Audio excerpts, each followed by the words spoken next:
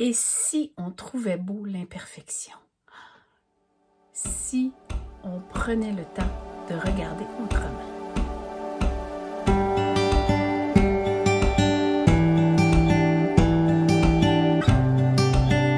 Je vous invite aujourd'hui dans l'univers du wabi-sabi. C'est une vidéo que ça fait longtemps que je voulais faire, vraiment.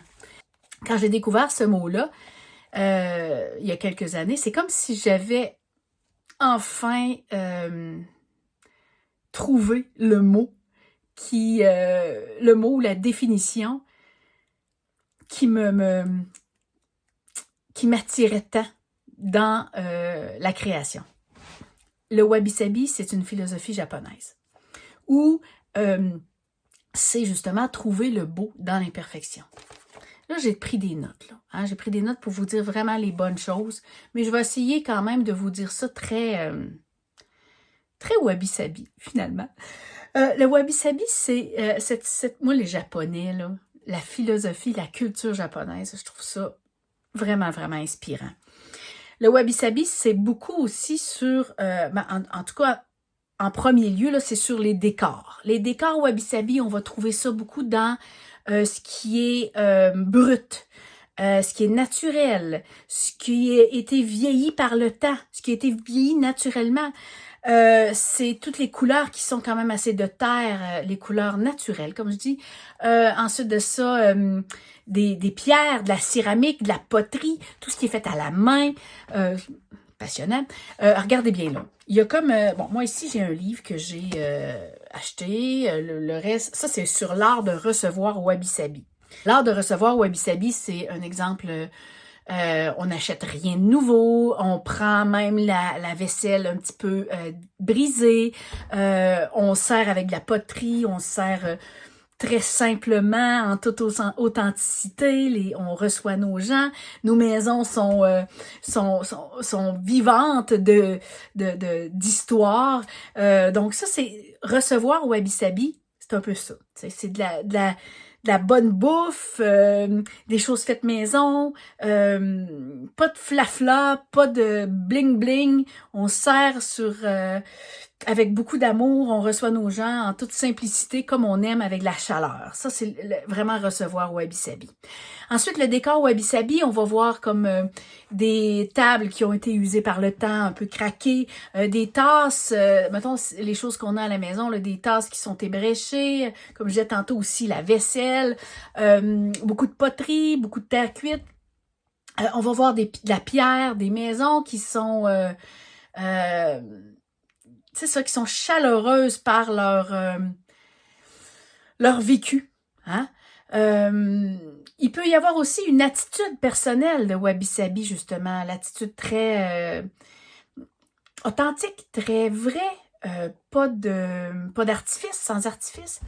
Les vêtements, hein, de couleur terre, de couleur naturelle, des fibres naturelles aussi. Oh, je viens de mettre ma main dans de la peinture. C'est très wabi-sabi, ça aussi. Et aussi, ce que j'aime beaucoup, c'est de réaliser à quel point prendre de l'âge est wabi-sabi. Si on regarde ça de même aussi, prendre de l'âge, vieillir et en être heureux et en être fier et valoriser le fait de prendre de l'âge, c'est très wabi-sabi aussi, je trouve.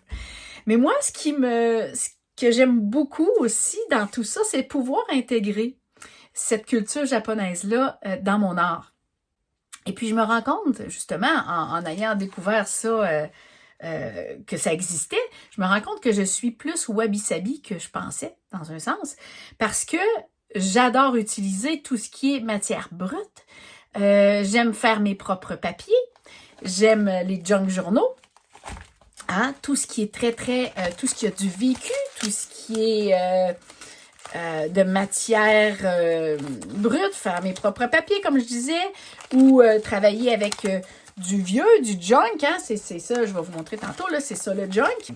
Comment on peut intégrer ça dans l'art? Je vais vous montrer tantôt pendant que je vais le faire, puis je vais vous parler de ça. Mais vous allez voir que vous le faites peut-être aussi plus souvent qu'autrement dans vos créations. Mais maintenant, en mettant le mot sur tout ça, vous allez probablement l'utiliser souvent, ce mot-là d'ailleurs, Mais vous allez être inspiré à créer Wabi Sabi un peu plus souvent. L'art du wabi-sabi, c'est principalement, mais pas principalement, mais on applique le wabi-sabi à toutes sortes de choses, c'est certain, mais souvent on va on va en parler beaucoup dans le décor. Je ne sais pas si je vais vous montrer un peu plus près. Vous voyez ici, regardez ça, juste des murs qui sont usés par le temps. La simplicité dans l'art de recevoir, c'est très wabi-sabi. Il est très beau ce livre-là. Regardez ça, c'est beau. Hein? Donc, on voit beaucoup les matières brutes, le usé par le temps, les choses qui sont très nature, la simplicité, hein? Tout ce qui a vécu, tout ce qui vit, les fleurs séchées aussi, tu sais, l'impermanence des choses aussi, justement dans les fleurs, hein? Usés, les murs usés. C'est magnifique. Donc, l'art de recevoir, comme je disais tantôt, Wabi Sabi, c'est dans la simplicité même. Donc, je suis certaine que vous avez ça aussi vous-même dans votre quotidien. Moi, je vais faire avec vous une œuvre, là, une création sur mon cahier de février avec des papiers que j'ai faits sur des feuilles de livres. Hein? Je me fais des papiers comme ça pour après ça les utiliser en collage. Ça aussi, c'est des papiers que j'ai fait avec de l'encre. Comme ça, je vais faire des découpes. Ensuite, des petites retailles de livres que j'ai utilisées. Je ne prendrai pas beaucoup de couleurs parce que si je veux garder dans les teintes neutres, les teintes de terre, je vais m'en tenir avec, là, il y a un petit peu d'accent de couleur rouge, bien sûr, mais je vais m'en tenir quand même à quelque chose d'assez monochrome, je dirais, ou de couleur terre, justement. J'ai aussi, un instant, ici un bout de papier, là, de mon dernier papier que j'ai fait main, avec des fleurs séchées. Vous voyez, c'est joli. Comme ça. Donc ça, je vais l'utiliser. Une partie.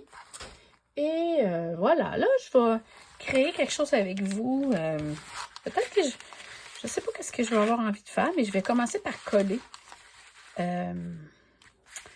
Coller mes éléments. J'ai aussi de la jute. J'aime beaucoup travailler avec la jute.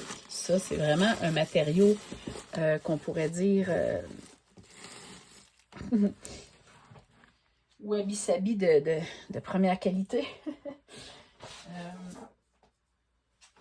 Donc, c'est ça. Donc, cette philosophie-là m'amène à apprécier la nature, apprécier le beau, apprécier la vie.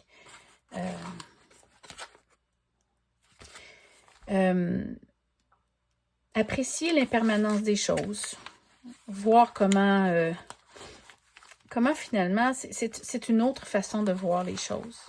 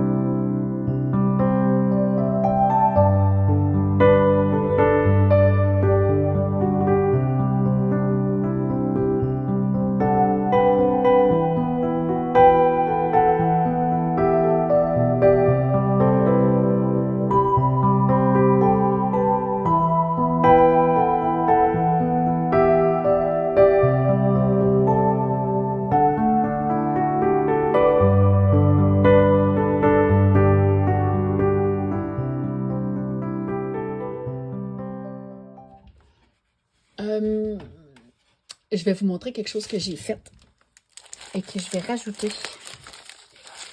à ça. Ce sont des washi tape maison. Là, je ne veux pas mettre le feu. Là. Je vais tasser ça. Tiens, ce sont des washi tape maison que j'ai faites. Et puis ça aussi, ça fait partie de tout ça. Donc, je vais choisir lequel je vais prendre. Je pense que je vais y aller avec ceux-là avec un petit peu plus de rosé. Et je vais regarder avec mon jaune ocre. Et je vais aller en mettre un petit bout. Et ça. À quelque part, c'est fait main. Hein? Je les aime beaucoup, mes petits washi tape.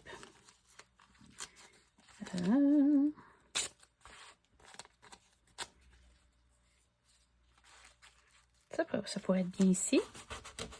C'est certain que les washi tape maison, des fois, il faut rajouter un peu de colle. Ici. Allons-y peut-être là. Wow, vous êtes loin pas mal, là. J'essaie que vous voyez bien, là. Mais je veux comme... Là, je trouve que c'est déjà pas mal chargé. Je vais remettre un autre petit bout ici pour faire le rappel, là. Ici, peut-être.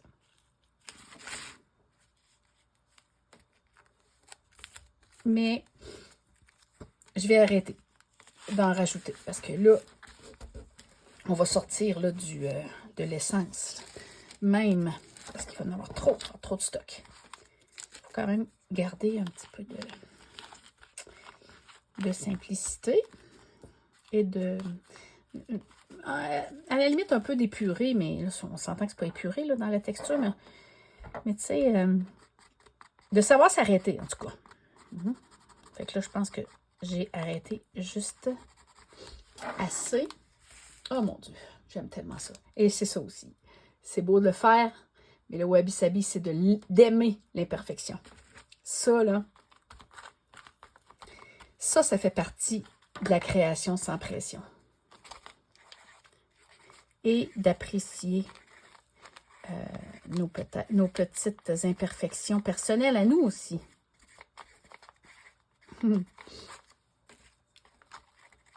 Nos imperfections qui nous rendent uniques.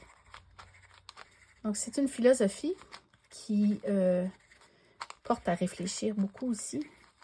Et puis, si on veut la vivre, ben, on peut la vivre autant dans notre art, autant dans notre façon de recevoir que dans nos décors, mais aussi dans notre philosophie personnelle tout court.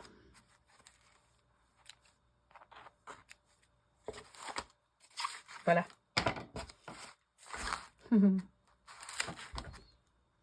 J'espère que ça vous a plu. J'ai essayé de passer vraiment l'essentiel du wabi-sabi. Je pense que j'ai réussi. Sinon, ben, je vous invite vraiment à aller lire sur le sujet, puis explorer un peu plus ça en profondeur et ben, vous amuser à ajouter cette philosophie-là, cette belle façon de vivre-là, un peu plus à votre quotidien. Puis, je pense qu'on peut juste en retirer du bon, de trouver beau l'imperfection. Je vous souhaite juste du bon. Merci d'avoir été là. Merci d'avoir pris ce temps-là avec moi. Puis, je vous souhaite de la simplicité puis de la créativité tout plein. À bientôt.